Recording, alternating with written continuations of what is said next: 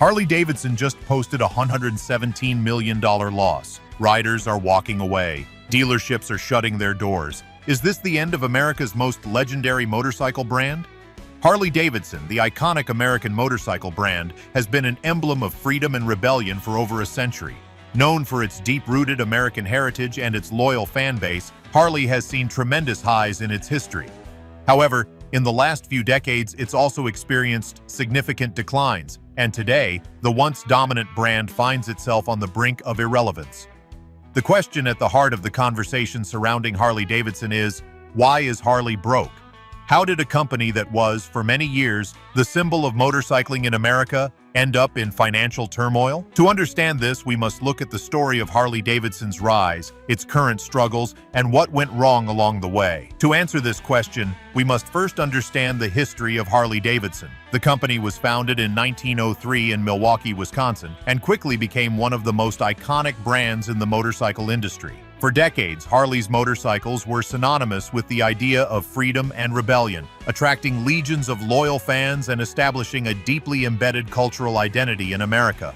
The V-twin engine, first used by Harley-Davidson in 1909, became iconic and was quickly associated with the brand's rough and tough persona. Throughout the mid-20th century, Harley-Davidson rose to unparalleled fame. In the 1950s and 1960s, the brand was cemented as a symbol of youth rebellion, thanks to its adoption by motorcycle gangs like the Hells Angels. The roar of the V-twin engine was a rallying cry for those who felt disconnected from the norms of society. Harley-Davidson captured the imagination of the baby boomer generation and quickly became a part of the cultural fabric of post-war America. But the American motorcycle landscape began to change by the 1970s. Competition increased, especially from Japanese manufacturers like Honda, Yamaha, and Kawasaki, which offered more affordable and reliable alternatives. These brands introduced lightweight, fuel-efficient motorcycles that became increasingly popular, particularly with young riders. Meanwhile, Harley's models became known for being heavy, prone to mechanical issues, and increasingly outdated compared to their Japanese counterparts. This change in market dynamics was the beginning of Harley-Davidson's slow decline. By the 1980s, Harley was teetering on the edge of bankruptcy. The once dominant American motorcycle company was losing ground to competitors that offered superior products at lower prices. In 1981, Harley was saved by a buyout from a group of investors, including the legendary businessman and later CEO Vaughn Beals. Under Beals, Harley restructured its operations, streamlined production, and focused on regaining market share in the U.S. By the 1990s, Harley-Davidson had turned the corner. It had redefined its image from a struggling, old brand to a symbol of American pride. During this time, the company also cultivated its loyal fan base, focusing on a unique lifestyle brand. The Harley hog culture, with its emphasis on brotherhood, rebellion, and freedom, attracted a new generation of riders. The company capitalized on this cultural identity and positioned itself as the premier motorcycle for those who wanted to embody these ideals. But by the time the 2000s rolled around, Harley-Davidson's growth began to stall. The aging baby boomer demographic, who had driven Harley's sales for decades, started to retire or slow down their motorcycle riding. These aging riders were no longer a sustainable source of future growth. Harley had to grapple with the fact that its base was aging, but it didn't yet have a plan in place to capture a new generation of riders. The baby boomers had been the lifeblood of Harley-Davidson's market. They were the ones who had come of age in the 1960s and 1970s, and they had grown up with the Harley mystique. But with the baby boomer generation getting older, Harley began facing an existential problem. How do you appeal to younger, more diverse riders? At this point, Harley-Davidson had already established a solid identity as an American brand with a certain ruggedness and sense of rebellion. But its classic motorcycles were beginning to lose their appeal with the next generation. At the dawn of the 21st century, Harley was confronting another significant challenge: its inability to innovate and adapt to the changing tastes of younger riders. The younger generation of riders, millennials in particular, had different values and interests than the baby boomers that Harley was used to targeting. They were more tech-savvy, more eco-conscious, and less interested in the traditional ideas of rebellion that Harley's marketing had focused on for so long. Additionally, millennials were entering an era marked by different economic realities. Many of them were struggling with student debt, rising living costs, and economic uncertainty. Buying a heavy, gas-guzzling motorcycle didn't make sense to a generation that was increasingly conscious of their environmental impact and finances. Despite these changing dynamics, Harley-Davidson clung to its traditional formula. The company continued to focus on heavy cruisers, a market that had already begun to shrink as consumers sought more lightweight and affordable alternatives. Harley's failure to respond to this shift created a disconnect between the company and the next generation of riders who were simply not buying into the same rebellious lifestyle that their predecessors had. Harley-Davidson's marketing strategies also began to lose relevance. The company continued to market itself as the ultimate symbol of rebellion and freedom. While this resonated with baby boomers, it fell flat with millennials and Gen Z, who were more interested in sustainability, diversity, and performance. Harley's branding was starting to feel outdated and out of touch with the new wave of riders who had different values. As a result, Harley began to see a decline in sales. In 2006, the company reported its first drop in sales in over 2 decades, signaling the beginning of a trend. This trend continued throughout the 2010s, as Harley's sales consistently fell year after year. While the brand still had a loyal base of baby boomer riders, younger generations simply weren't showing up to buy. Harley-Davidson's response to these challenges was to try to expand its product line to appeal to new riders. The company introduced the Street series of motorcycles, which included smaller, more affordable bikes targeted at younger riders, particularly in urban markets. These bikes were lightweight, inexpensive, and easier to handle than the traditional cruisers Harley was known for. The idea was that these new models would bring in younger buyers who couldn't afford or didn't want the large, heavy bikes that Harley had become famous for. Unfortunately, the street models didn't make the splash that Harley had hoped for. While they were more affordable and accessible, they didn't capture the attention of younger riders. The bikes still carried the Harley brand identity, but they lacked the innovation and appeal that younger buyers were looking for. Additionally, their prices were still relatively high compared to competitors like Honda and Yamaha, who were offering similar bikes at a lower cost.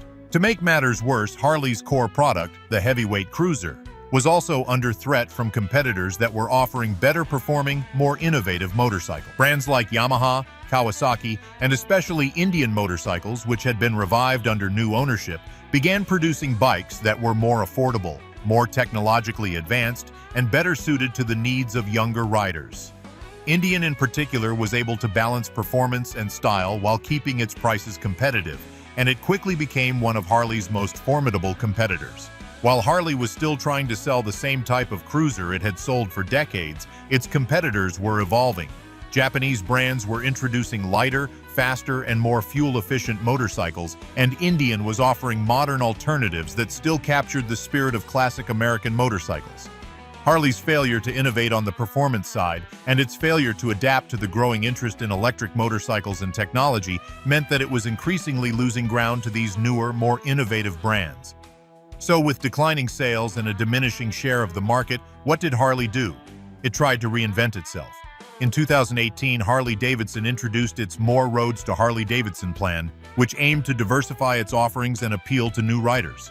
The plan involved not only releasing new motorcycles that were smaller and more affordable, but also venturing into the electric motorcycle market with the Livewire, Harley's first fully electric motorcycle. While the Livewire was an exciting leap into the future for Harley-Davidson, it came with a serious flaw: its price.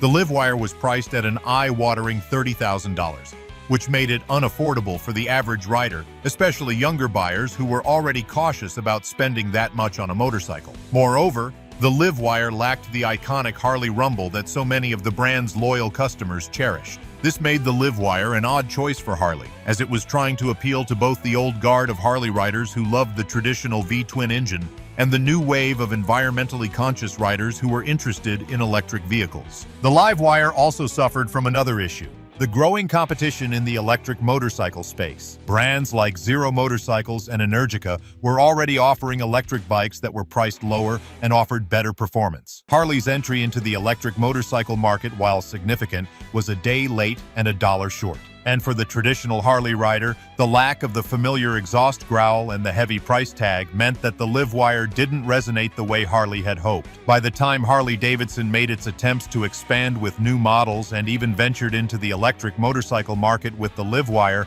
the company had already missed out on some crucial opportunities. The motorcycle market was changing rapidly, and Harley was failing to keep up with the broader shifts in consumer preferences, technological advancements, and the global economy. One key factor Harley-Davidson had overlooked was the increasing reliance on technology and connectivity in all forms of transportation. In recent years, consumers have been moving toward vehicles that offer advanced safety features, superior fuel efficiency, and smart technologies. While Harley did introduce certain technological features in its new models, it was clear that its bikes were increasingly seen as outdated by the tech-savvy younger generation. Harley's focus on the traditional appeal of the motorcycle, without incorporating cutting-edge technological advancements, became a barrier to attracting new riders. Take, for example, the rise of electric vehicles, EVs. Electric cars had already started to take over the consumer automobile market by the early 2010s. This shift toward electric vehicles was driven by growing environmental awareness, governmental regulations on emissions, and consumers' increasing desire for lower operating costs. In contrast, Harley's slow movement toward an electric model meant that the company had failed to tap into the broader EV trend early enough. While the Livewire was a step in the right direction, it didn't fully integrate Harley's traditional values with the demands of the modern market. The cost of the Livewire, its limited range compared to some electric motorcycles from companies like Zero, and its lack of the expected Harley feel made it harder to gain traction. The Livewire wasn't just a failed product, it was a symbol of Harley's deeper struggle, its inability to respond quickly enough to the changes taking place around it. Beyond the shift toward electric vehicles, Harley-Davidson also struggled with the changing nature of the motorcycle market. For decades, Harley had marketed itself as the epitome of freedom, individuality, and rebellion.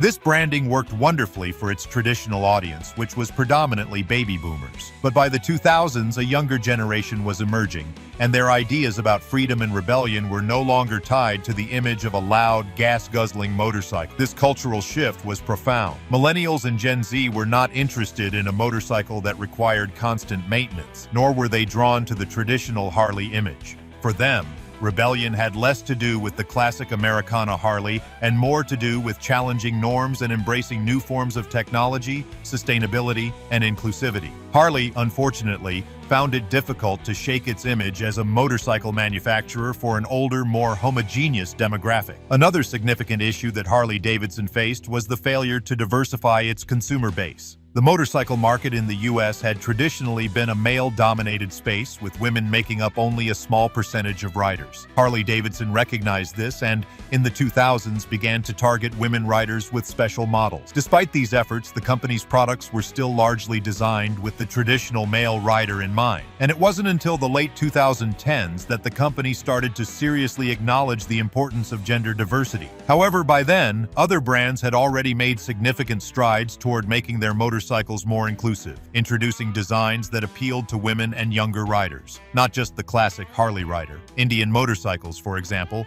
had already started catering to these underserved groups. And while Harley was making efforts with women-focused models, the changes were not enough to shift the brand's image to one of inclusivity and diversity. Moreover, Harley-Davidson failed to recognize the importance of global expansion, and by the time it made strides to enter international markets, it had already fallen behind. The company tried to enter markets like India and China, hoping to tap into the rising motorcycle culture in these regions. However, Harley's models, with their large frames and high price points, were simply too expensive for the average consumer in these emerging markets. In India, for instance, Harley found itself competing against the likes of Royal Enfield, a motorcycle brand that had already entrenched itself deeply in the market. Royal Enfield motorcycles were more affordable, more practical for the narrow, congested streets of Indian cities, and easier for riders to maintain. Harley, on the other hand, offered heavy cruisers that weren't practical for these riders, and they were priced out of reach for many potential customers. As a result, Harley's push into international markets was met with tepid reception. As Harley-Davidson's market share continued to shrink and its customer base aged, the company found itself in a perilous financial position. By 2017, Harley was facing a significant decline in sales, with the company reporting a 6% drop in revenue that year. The decline continued, and by 2019, Harley's stock price had dropped to its lowest point in over a decade. Faced with falling sales and a shrinking customer base, Harley's management had to take drastic steps to stem the financial bleeding. The first major move was a restructuring plan that included the closure of several manufacturing plants in the U.S. Harley-Davidson also announced layoffs as part of an effort to reduce costs and streamline its operation. This was just the beginning of a broader restructuring plan that Harley dubbed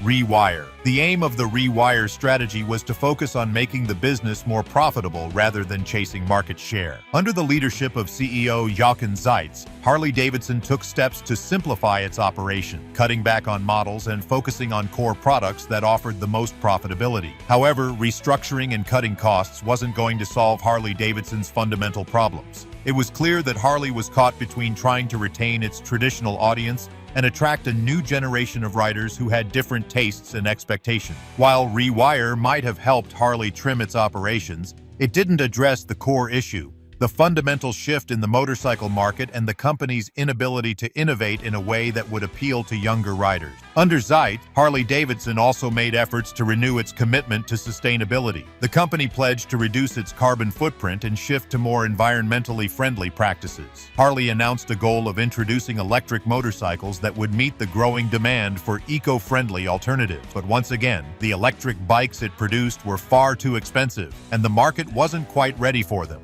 Harley's failure to align its sustainability efforts with the needs of the consumer created a major disconnect. The road ahead for Harley-Davidson remains uncertain, but there are several potential avenues for the company to explore. The electric bike market, while still in its infancy, is expected to grow significantly in the coming years. Harley has a strong brand identity and could leverage that to create electric bikes that stay true to its legacy, but this will require a massive overhaul of their product line and an understanding of what today's riders want. If Harley can find a way to innovate without alienating its loyal customer base, the company could still find a way to thrive in a changing market. But to do this, Harley needs to make its products more affordable, more accessible, and more in tune with the technological and environmental expectations of younger riders. Another area where Harley could pivot is by doubling down on its brand identity in new ways. While its traditional values may not resonate with younger consumers, the company could reimagine the Harley-Davidson experience to include more contemporary ideas of freedom and individuality.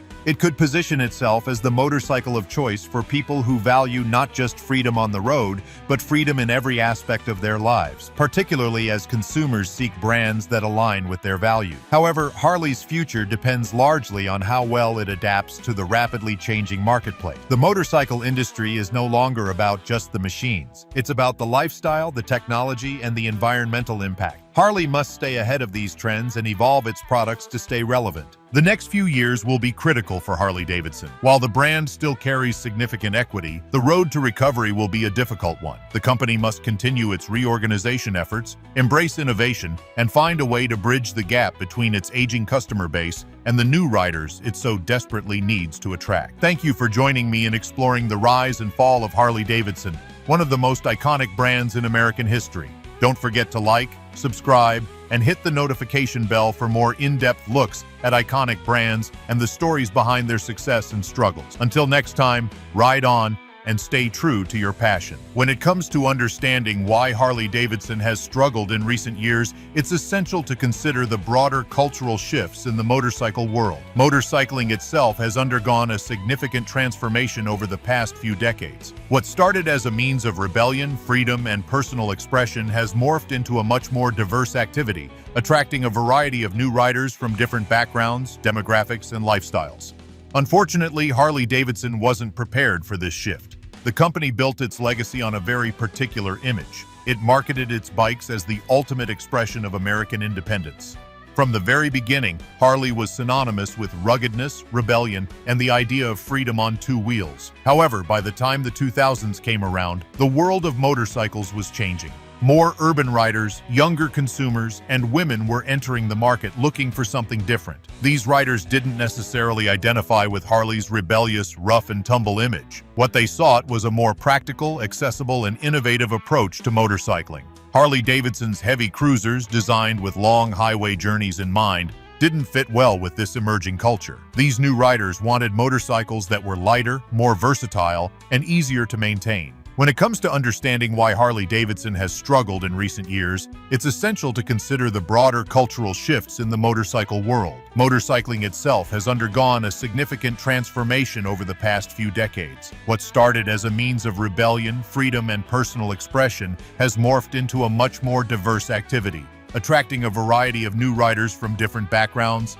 demographics, and lifestyles. Unfortunately, Harley-Davidson wasn't prepared for this shift. The company built its legacy on a very particular image. It marketed its bikes as the ultimate expression of American independence. From the very beginning, Harley was synonymous with ruggedness, rebellion, and the idea of freedom on two wheels. However, by the time the 2000s came around, the world of motorcycles was changing. More urban riders, younger consumers, and women were entering the market looking for something different. These riders didn't necessarily identify with Harley's rebellious, rough-and-tumble image. What they sought was a more practical, accessible, and innovative approach to motorcycling. Harley-Davidson's heavy cruisers, designed with long highway journeys in mind, didn't fit well with this emerging culture. These new riders wanted motorcycles that were lighter, more versatile, and easier to maintain. One key aspect of this change was the growing popularity of dual sport bikes, adventure bikes, and sport bikes. These bikes offered a more flexible riding experience, able to navigate both urban streets and off-road terrain. Brands like Yamaha, Kawasaki, and Suzuki quickly capitalized on this trend,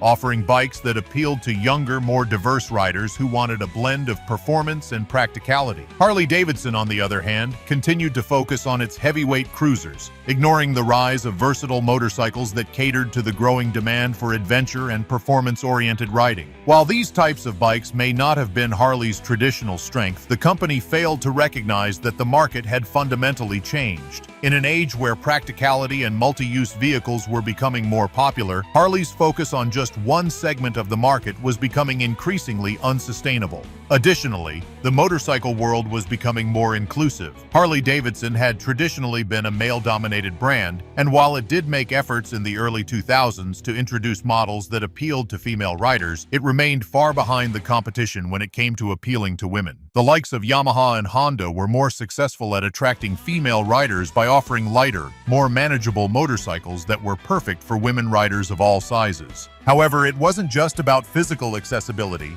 It was about creating a brand that felt inclusive, welcoming, and diverse. Harley-Davidson's heavy reliance on its image as a brand for rebels and outlaws didn't resonate with younger generations that were more attuned to the values of diversity, inclusion, and social responsibility. The company struggled to position itself as an aspirational brand that could bridge the gap between traditional and modern motorcycling cultures. It wasn't just about selling bikes, it was about selling a lifestyle that felt relevant in today's world. Harley-Davidson's marketing, which had once been a key factor in its rise to dominance, began to falter in the 21st century. Its brand was iconic, but its messaging was increasingly outdated and out of touch with the evolving landscape of modern consumerism. The traditional Harley-Davidson customer was a baby boomer male, and the company's marketing efforts continued to reflect that. Advertising campaigns often featured images of rugged men riding through wide-open American highways, epitomizing the free-spirited American dream.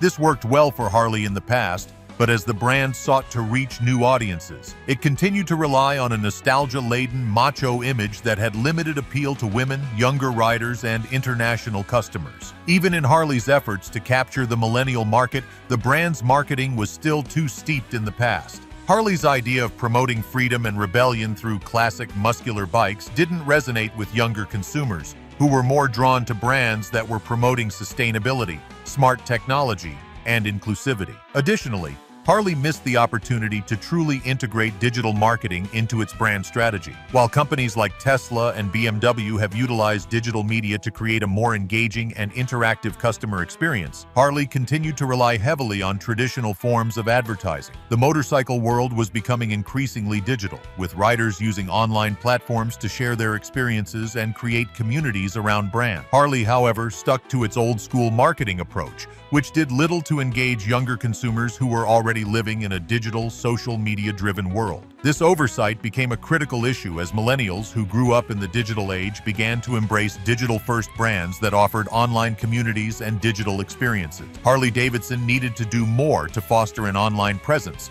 create content that resonated with younger audiences, and integrate social media into its marketing campaign. As Harley-Davidson faces an uncertain future, the question on everyone's mind is, Can it recover from its struggles? Is there a way for this iconic brand to regain its place in the market and recapture the magic that made it the symbol of American motorcycling for over a century? The answer to this question is complex. On one hand, Harley-Davidson still has immense brand value. Its name carries with it a sense of history, pride, and cultural significance that is hard to replicate. The company also still has a loyal following, particularly among older riders who appreciate the brand's tradition and craftsmanship. Harley-Davidson is not without assets, and if it can figure out how to adapt its iconic brand to the modern world, there may still be a path forward. But Harley will need to undergo some serious changes if it wants to survive in the long run. The company must prioritize innovation, both in terms of product development and marketing. This means investing in electric motorcycles that are affordable, practical, and desirable to younger, eco-conscious riders. Harley also needs to integrate more technology into its motorcycles, offering smart features that appeal to the next generation of riders. To stand a chance at regaining relevance, Harley must also adopt a more inclusive and diverse approach to its marketing and product offerings. The brand must embrace the values of today's riders, including sustainability, inclusivity, and community. It needs to tap into the growing global motorcycle market, not just in America, and position itself as a brand that represents freedom in all forms, not just the classic rugged American ideal. Additionally, Harley must continue to focus on appealing to younger riders by offering bikes that are lighter, more affordable, and easier to maintain. This could mean venturing further into the realm of electric motorcycles and exploring new riding styles that appeal to urban, younger consumers who aren't interested in heavy cruisers but still want to experience the thrill of motorcycling. Harley-Davidson's struggles aren't an isolated case. They reflect the challenges faced by many legacy brands in an era of rapid change. The motorcycle market is no longer just about powerful engines and chrome. It's about adapting to a new world of transportation that values sustainability, innovation, and inclusivity. Harley has the opportunity to evolve and redefine what it means to be a motorcycle brand, but it needs to be bold in its efforts and willing to break free from the confines of its own past. So, can Harley-Davidson rise again? It's not too late, but it will take time, effort, and a deep understanding of the world today. It will require a brand new vision for the future, one that respects the past while embracing the changes happening around it. The journey will be difficult, but with the right strategies and the right focus, Harley may yet find its way back to the open road. Thank you for joining me on this journey into Harley-Davidson's past, present, and future. I hope you've gained insight into the complexities of the company's struggles and what lies ahead. Don't forget to like, subscribe, and hit the notification bell for more deep dives into the stories of iconic brands. Until next time, keep the spirit of the ride alive. And remember, every road is a chance for a new beginning. As we've seen, Harley-Davidson's struggles weren't just confined to its core American market. The company made significant efforts to expand its reach globally, hoping to tap into emerging markets like China and India, where motorcycle culture was growing rapidly. However, Harley faced significant challenges that made its global ambitions much harder to realize. Emerging markets present an attractive opportunity for companies looking to grow, especially when domestic markets begin to show signs of stagnation. For Harley-Davidson, the idea of capturing a piece of the massive, untapped motorcycle markets in countries like India and China seemed like the logical next step in its recovery strategy. But despite its best efforts, Harley has failed to crack these markets in a way that could significantly offset its declining sales in the US and Europe. Let's take a closer look at India, a country with one of the largest motorcycle markets in the world. India has a deep-rooted motorcycle culture, and it's home to major motorcycle manufacturers like Hero MotoCorp, Bajaj, and Royal Enfield. Royal Enfield, in particular, is a direct competitor to Harley-Davidson in the Indian market. Royal Enfield's bikes are designed with the Indian consumer in mind. They are relatively affordable, lightweight, and versatile, which is ideal for navigating the narrow, congested streets of Indian cities. Harley-Davidson, on the other hand, entered the market with its large, heavy cruisers, which were not only impractical for the average Indian rider, but also significantly more expensive than local competitors. Harley's bikes simply didn't resonate with the market in the same way that Royal Enfield's bikes did. In fact, Harley's pricing strategy became a significant barrier. While the company positioned itself as a premium brand, many consumers in emerging markets simply couldn't justify the high cost of Harley-Davidson motorcycles. As India's middle class continues to grow, the demand for motorcycles is increasing, but so is the need for affordability and practicality. Harley was offering models that were luxury items rather than accessible vehicles for the average consumer. Compounding this problem, Harley also failed to establish a strong local presence with production facilities that could offer more affordable pricing, as companies like Royal Enfield had done for years. India, along with China, represented enormous potential for Harley-Davidson. But the company's failure to understand the cultural, economic, and practical differences of these markets meant that it couldn't capitalize on these opportunities. This same issue cropped up in China, where Harley tried to sell its large American cruisers in a market that was increasingly gravitating towards smaller, lighter bikes. The growing middle class in China was becoming more motorcycle-friendly, but their preference was for more affordable, practical models that could be used for both urban commuting and recreational riding. Harley-Davidson's American-style cruisers, which are designed for long highway rides, didn't fit the bill. Once again, local manufacturers and international competitors like Honda and Yamaha, who already had a foothold in China, thrived by offering motorcycles that were more in tune with the demands of the Chinese market. Harley-Davidson's attempt to introduce lower-priced, smaller motorcycles to compete with these competitors did not yield the expected results. Even with more localized production plans, Harley's heavy reliance on its traditional cruiser models limited its success. Simply put, Harley couldn't reinvent its image or product line quickly enough to align with the diverse needs of these rapidly changing global markets. Another critical aspect of Harley-Davidson's struggles lies in its leadership and management. The company has gone through multiple changes in leadership over the past decade, and the inconsistency at the top has only compounded its challenges. Jochen Zeitz, who took over as CEO in 2020, was the latest in a string of leaders trying to steer the company in the right direction. Zeitz's arrival marked a shift in the company's strategy. Under his leadership, Harley-Davidson launched a series of restructuring initiatives aimed at cutting costs, focusing on core products, and exploring new avenues of growth, such as electric motorcycles. However, these strategies came too late for many observers who felt that Harley's issues were more deep-rooted than what could be fixed with a few tweaks at the executive level. Before Zeitz, the company had a revolving door of CEOs, and each new leader seemed to have a different vision for the brand. This lack of continuity and clear direction made it difficult for Harley-Davidson to execute a long-term strategy. For example, during the tenure of former CEO Matt Levatich, Harley attempted to focus on expanding into international markets and attracting a younger demographic. However, these efforts were unsuccessful, and the company continued to miss the mark. Harley-Davidson's failure to maintain strong, consistent leadership is a crucial reason behind its inability to adapt to market changes effectively. Leadership instability also created confusion within the company, with different departments and initiatives struggling to align on key priorities. By the time Zeitz arrived, the damage had already been done, and Harley was scrambling to catch up. It's not just about leadership at the top either. Harley-Davidson's internal culture also faced criticism for being slow to innovate and resistant to change. The company's long-standing commitment to its legacy, built around the American-made cruiser, often left little room for experimenting with new ideas. This mindset extended beyond just product design. It was embedded in the company's corporate culture. Innovation in a company as large as Harley-Davidson requires more than just top-down leadership.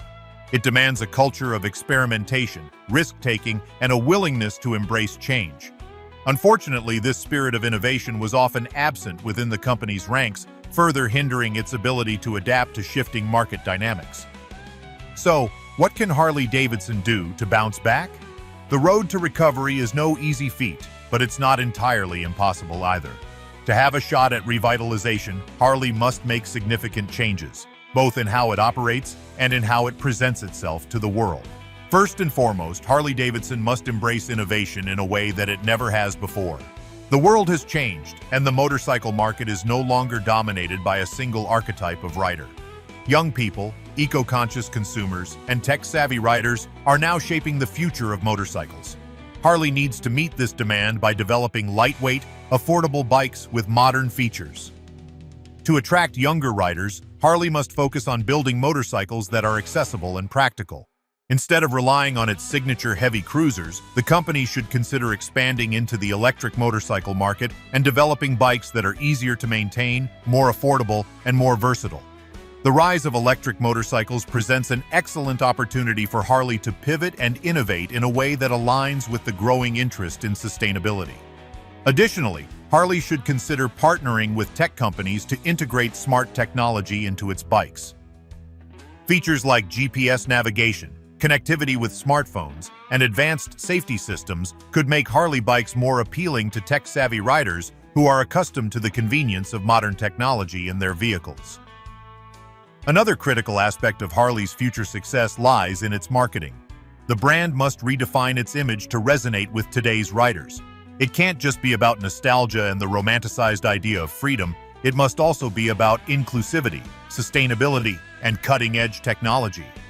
Harley needs to position itself as a brand that embraces diversity and celebrates riders of all backgrounds. Finally, Harley must focus on building strong communities. Motorcycling is about more than just the bike. It's about the experience, the camaraderie, and the shared passion for the open road. Harley should prioritize creating online communities, fostering events that bring together riders from diverse walks of life, and developing loyalty programs that keep customers engaged long after their purchase. In the end, Harley-Davidson's future is far from certain. While the brand remains an iconic part of American culture, the company's path forward requires significant transformation. It will take more than just restructuring or new leadership. It will require a fundamental shift in the company's approach to its products, its customers, and its place in the motorcycle world. Can Harley reclaim its place as the king of motorcycles? The answer lies in its ability to adapt, innovate, and stay true to the spirit of freedom and individuality that it has always represented. Harley's comeback will depend on how well it embraces the future while honoring the heritage that made it great in the first place. Thank you for sticking with me as we explored the complexities of Harley-Davidson's struggles and the potential for a revival. This has been an in-depth look at the company's decline and what it needs to do to rise again. Don't forget to like, subscribe, and hit the notification bell for more deep dives into iconic brands. Until next time, remember, every ride is a chance to start fresh. Harley-Davidson's future remains uncertain, but with the right strategies and innovations, there's hope for a comeback. What do you think? Can Harley reclaim its place in the motorcycle world? Leave your thoughts in the comments below. Don't forget to like, subscribe, and click the bell for more in-depth content. Thanks for watching, and until next time, keep the ride alive.